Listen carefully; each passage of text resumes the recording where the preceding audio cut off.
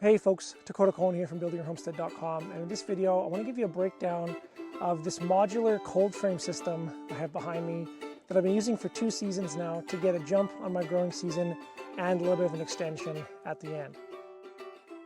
So to start off with, I want to break down what I've got it made out of. So the base is made out of just a rough 2x6 spruce base that I have screwed into this center board here, and then those guys are toe screwed in to hold them together. I don't have any brackets or anything in the corner. I thought that might be necessary, but it hasn't been an issue for 2 seasons now. And you could make that as many layers high as you wanted, but the important thing is you don't want to fill the soil all the way up to the top like you would in a raised bed, because you want there to be enough space between your soil and your cold frame lid so that you can make sure you've got enough height in there for your young crops at the beginning or end of the year. The next piece that I've got, of course, is the cold frame lids, and I just used some scrap polycarbonate that I got. This is just 2-ply stuff. I put a simple hinge on the back that has leg screws at the base there that allows me to pop those off at the start of the season once I'm past my last frost date. And then I've got the hog panel here, which I've got positioned so it can lean up against the side of my house. You could also have 2 of these beds side by side and have the standard arch that goes down, and have another bed there if you didn't have a house to put up against it.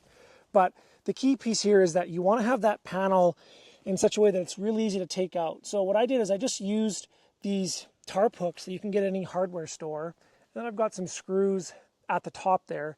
And what that allows me to do is to just take the tension off that, and then I can even do it with one hand to drop that off, and I can go and put that in storage at the end of the year once I no longer need it.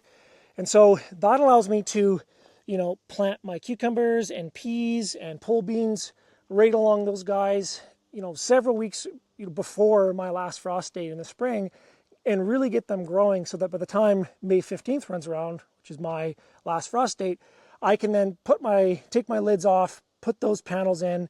This particular system, I've got hooks for 3 different panels all the way along. And then for the rest of the year, those guys take off, they grow really great.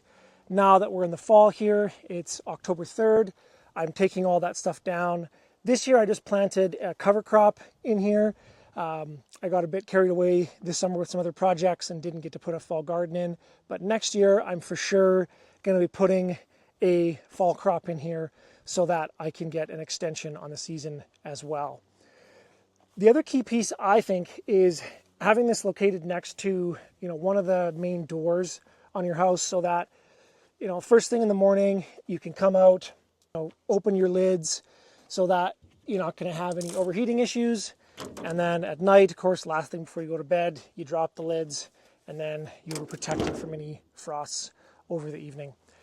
So far I've been really, really enjoying the system. It's really simple, but it's also really adaptive. And I've got plans to make several more of these beds all around the house, kind of in different microclimates, so that I can have different crops that are going to do better in different beds.